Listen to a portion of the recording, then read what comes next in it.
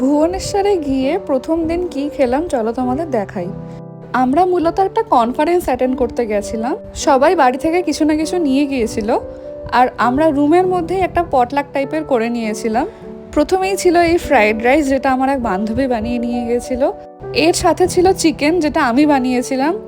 স্টার্টার্সে ছিল fish finger, যেটা আরেক বান্ধবী বানিয়েছে। সাথে ছিল স্যালাড আর সস।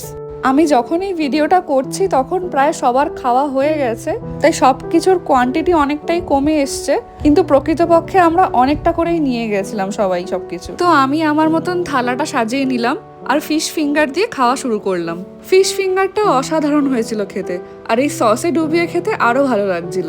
এরপর একটুখানি চিকেন ছিঁড়ে নিয়ে ফ্রাইড রাইসের সাথে মাখিয়ে খেলাম, এটাও দারুণ হয়েছিল। আমি বানিয়েছিলাম মখমালি চিকেন, তোমাদের কারোর রেসিপি লাগলে বলো, আমি আপলোড করে দেবো। সব মিলিয়ে বন্ধু বান্ধবের সাথে দারুণ মজা হলো। টাটা।